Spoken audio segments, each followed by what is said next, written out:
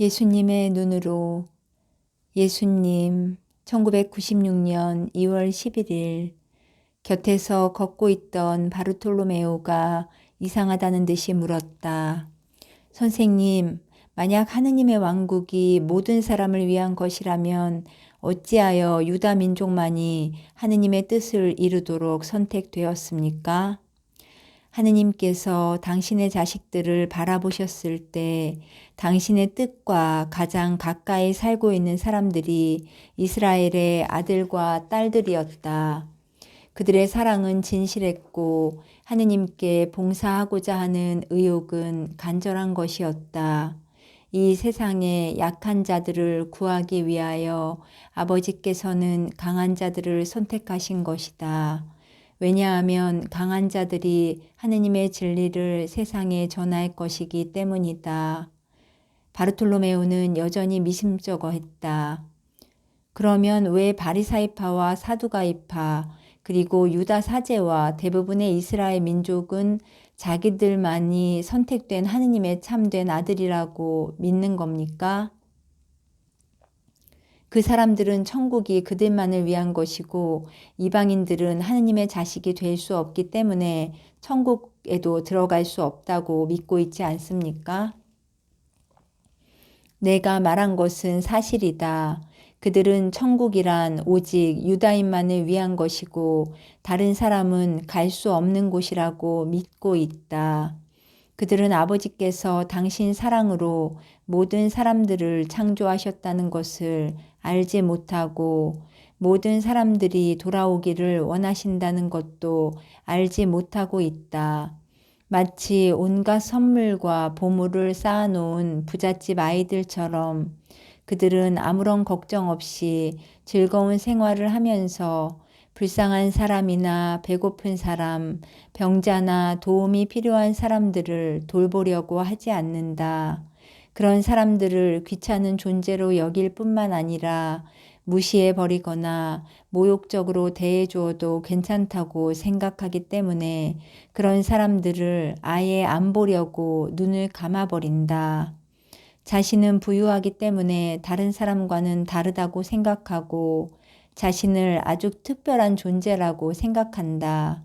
특별한 존재가 아니라면 그토록 많은 것을 소유하게 되지 않았을 것이라고 생각하는 것이다. 그 많은 부귀를 갖게 된 것은 다른 사람들을 도와주고 구해주라는 아버지의 뜻이란 것을 그들은 모르고 있다. 그렇게 해야만 아버지를 기쁘게 해드리는 것이고 아버지께서는 그들에게 더 많은 선물을 보내주신다는 것을 그들은 알지 못하고 있다. 사람은 남에게 줌으로써 되받게 되는 것이다. 마찬가지로 그 부잣집 아들은 다른 사람들의 빈곤을 눈앞에 보면서도 자신의 양심을 닫아버린 채 자기가 필요한 것만 생각하고 자기 편의만 추구하며 자기 욕구만 채우려는 이기적인 영혼이 된다.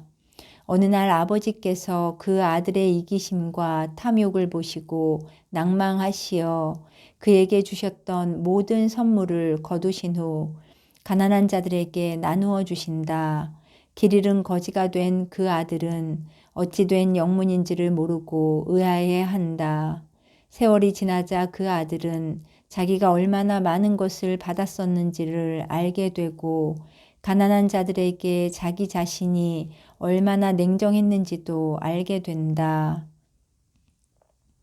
많이 받은 것은 다른 사람들과 나누어야 했던 것이지 자기만을 위한 것이 아니었음도 알게 된다. 아버지의 선물과 보물을 받은 다른 사람들이 그에게 와서 도와주겠노라고 한다. 그는 약한 자들이 아버지의 사랑 속에서 얼마나 강하게 되었는지를 알게 되고 그들이 가진 것을 굳센 사랑의 힘으로 가난한 사람들과 기꺼이 나누고자 한다는 것을 알게 된다. 바르톨로메오는 이해가 된 듯한 눈길로 나를 쳐다보았다. 선생님, 선생님의 지혜는 참으로 깊으셔서 제 영혼 속으로 스며들어옵니다. 이스라엘은 그 버릇없는 아들이고 모든 사람들이 다 하느님의 자식이며 천국은 모든 사람들을 위한 것이고 이스라엘이 잠에서 깨어나 깨우칠 날이 있을 것이라는 말씀인 것 같습니다. 우리는 한동안 잠자코 걷기만 했다. 잠시 후 바르톨로메오는 내가 말한 내용에 대해 동료들과 토론을 하기 위해 앞서 뛰어갔다. 먼 곳에 호수가 보였다. 호수 위에는 어부들이 그물을 치고 있었다. 호수에 가까이 갈수록 제자들의 눈빛에서 그들이 무척이나 고기를 낳고 싶어 하는 것을 읽을 수 있었다. 고기잡이로 살던 사람들이라서 고기를 다시 한번 잡아보고 싶은 마음이 간절했던 것이다. 우리는 시원한 호숫물에 발을 담그고 걸었다. 베드로가 야고보와 요한과 함께 나에게 와서 청했다. 선생님, 여기는 참 아름답습니다. 이곳에 잠깐 머무르면서 고기잡이를 하면 어떨까요? 그렇게 하도록 하자. 여기는 참 아름답구나. 잠깐 여기서 쉬는 것이 좋겠다. 세 사람이 물속으로 뛰어들어가서 물장구를 치고 헤엄을 치며 자맥질을 하자 순식간에 다른 제자들도 모두 물속에 들어가서 물장구를 치고 놀았다. 얼마 후에 다들 조용해지더니 몇몇은 낚시하러 가고 남은 제자들은 불을 피워서 좀 더 편안한 자리를 만들었다. 그들이 편안히 즐기는 것을 보니 참 좋았다. 아버지의 영광을 위하여 우리는 먼 길을 걸었고 많은 일을 했으니 이제는 쉴 시간이었다. 곁에 있던 토마스가 싱싱한 생선을 먹게 되어서 너무 신난다고 떠들어댔다. 주님, 싱싱한 생선을 먹게 되어 좋습니다. 이곳 생선은 맛이 좋거든요. 낚시하러 간 사람들이 많이 잡아왔으면 좋겠습니다. 토마스야, 충분히 잡아올 것이다. 내가 배불리 먹고 다른 사람들도 모두 먹일 수 있을 만큼 말이다. 마침 야고보가 생선을 하나를 안고 호숫가로 달려오며 좋아서 소리를 질렀다. 주님, 우리가 잡은 것을 보십시오. 토마스가 나를 돌아보며 흡족한 듯이 말했다. 오늘은 정말 잘 먹게 되었습니다. 토마스의 눈을 들여다보았는데 그 눈은 환희로 가득 차 있었고 먹을 음식에 대한 기쁨이 담겨 있었다. 토마스야, 너에게 음식을 보내주시어 생명을 유지할 수 있게 해주시는 아버지께 감사와 찬미를 드려라. 제자들이 모두 모여 앉았고 나는 아버지의 너그러우심에 감사하며 생선에 강복하였다. 생선을 요리하는 구수한 냄새가 사방으로 퍼졌다. 잡힌 생선이 어찌나 큰지 유다 타데오는 넋이 빠져 생선만 쳐다보고 있었다. 주님, 저 생선 좀 보십시오. 저렇게 큰 생선은 처음 보았습니다. 냄새도 좋고요. 정말 맛있을 것 같습니다. 맛있는 식사를 기대하면서 유다 타데오는 신이 난 듯 눈을 동그랗게 떴다. 너희 앞에 놓인 음식을 보아라. 아버지께서는 너희들이 아버지의 일을 하기에 필요한 모든 것을 주신다. 아버지께서는 너희들에게 필요한 것 이상으로 채워주신다. 하느님을 찬미하자 토마스가 소리쳤고 우리는 아버지를 찬미하고 아버지께 감사하였다. 식사를 하는 동안 우리는 가벼운 대화를 나누었고 사랑과 행복이 넘쳐나는 것을 느꼈다. 뱃속 가득 찬 음식이 어느 정도 내려가자 나는 제자들에게 한 가지 교훈을 가르쳤다. 오늘 너희들은 아버지께서 보내주신 좋은 식사를 나와 함께 나누었다. 그러나 내가 말하건대 장차 아버지께서 너희에게 주실 양식은 참된 생명의 양식이다. 당신의 아들을 통하여 아버지께서는 너희들에게 영원한 양식, 영원한 생명을 주실 것이다. 아버지께서는 너희들에게 참된 생명의 빵을 주실 것이고 용서의 포도주를 주실 것이다. 나는 하늘에서 내려온 그분의 아들이며 너희 영혼을 배부르게 할 바로 그 빵이고 용서를 가져다 줄 그 포도주이다. 당신의 아들인 나를 통해서만 아버지께서는 영원한 생명의 양식을 주실 것이다. 나는 천주 성자이며 아버지께서 너희들에게 주시는 양식이고 너희 영혼을 먹여주고 너희를 평화로 가득 채워주는 양식이다. 나를 먹는 자는 영원히 굶주리지 않을 것이다. 이해가 안 된다는 표정으로 어리둥절해하는 제자들에게 다시 설명을 했다. 할 수 있을 때 먹고 즐기도록 하여라. 그래서 어려운 때가 되었을 때 결코 굶주리지 않도록 하여라. 제자들은 아직 내 말을 이해하지 못했다. 언젠가 너희들은 내가 지금 한 말을 떠올리면서 내 말의 뜻을 이해하게 될 것이고 다른 사람들에게 내 말을 전하게 될 것이다. 주님, 그 말씀은 이해하기 어렵습니다. 어떤 때는 도저히 주님의 말씀을 이해할 수가 없습니다. 마테오가 말했다. 내가 하는 말을 새겨들어라. 내가 분명히 말하거니와 내가 아버지께 돌아간 뒤 너희들은 하느님의 지혜를 넘치게 받아서 내가 한 모든 말들이 너희 가슴 속에서 되살아나게 될 것이다. 필립보가 말했다. 그렇게 될 것이라고 선생님께서 말씀하시면서 그렇게 될 것으로 압니다.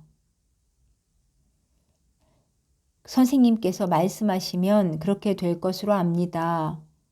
가르침이 끝나자 제자들은 각자의 생각에 잠긴 채 자리에 누워 잠을 청했다.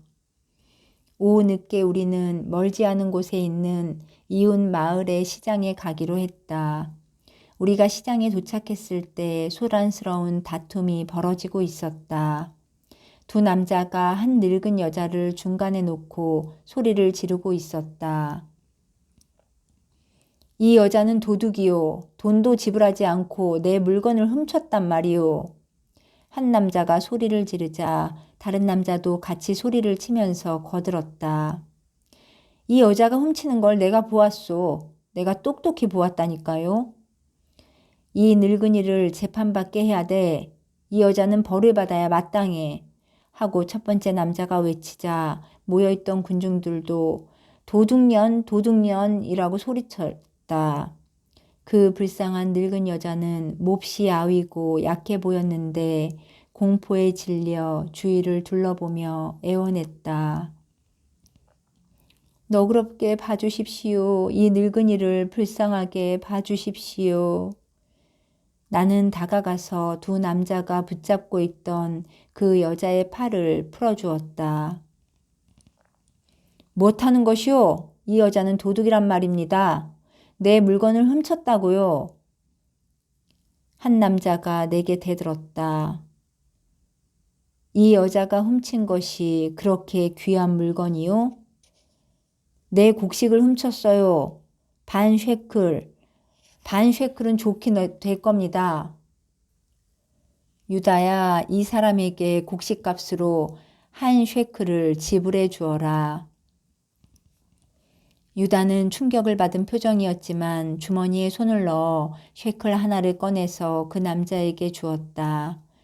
돈을 받고서도 그 남자는 분이 풀리지 않았는지 여자에게 손가락질을 하며 소리를 질렀다. 그렇지만 저 여자는 도둑질을 했단 말이에요. 죄를 범했다고요. 아주머니, 왜 곡식을 훔쳤어요? 내가 조용하게 물었다. 먹을 것이 없어서 훔쳤습니다, 선생님. 작년에 제 아들이 죽어서 저를 부양해 줄 사람이 아무도 없어요. 선생님 앞에 있는 여기 이 형제들한테 도와달라고 애걸했지만 모두 거절했어요. 세리가 제 집을 차 앞에 가버렸고 이웃 사람들은 제 가축을 빼앗아 가버렸어요. 아무것도 제게는 남은 게 없습니다. 더구나 저는 기도하고 사랑밖에는 하느님께 바칠 게 없기 때문에 사제들은 제가 성전에 발도 못 들여놓게 해요. 그 여인은 내 발치에 엎드려 울면서 말했다. 선생님, 제 아들이 죽고 난 후로 저를 친절하게 대해주시는 분은 선생님이 처음입니다. 여인의 말을 듣고 창피했던지 눈을 내리뜬 채 침묵을 지키고 있는 사람들을 둘러보며 나는 이렇게 말했다. 오늘 여기서 분명한 사실을 말합니다. 여러분 중에 어느 누구 한 사람도 우리 조상 아브라함이 명하신 대로 살지 않았습니다. 여기 어느 누구도 하느님께서 모세에게 주신 계명을 지키며 살지 않았습니다. 자신이 남한테서 받고 싶은 자비와 친절과 용서를 남에게 베풀어 줄 줄 아는 사람은 한 사람도 이곳에 없었습니다. 사제와 원로들이 그들의 자매이며 하느님의 딸인 이 여인을 그렇게 취급한 것은 수치스러운 일입니다. 사제와 원로들은 자신만을 생각하면서 자기 재산과 명예만 생각하고 있습니다.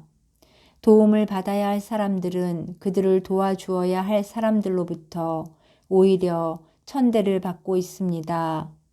그러니 언젠가는 하느님께서 머무르실 참된 새 교회가 일어날 수밖에 없습니다. 여러분은 모두 부끄러운 줄을 아십시오. 그렇게 말한 후 침묵을 지키며 서 있는 사람들을 남겨두고 그 자리를 떠났다. 제자들에게는 그 노인을 유다에 있는 엘리사벳에게 데리고 가도록 했다. 엘리사벳은 친어머니처럼 그 여인을 보살펴 줄 사람이었다.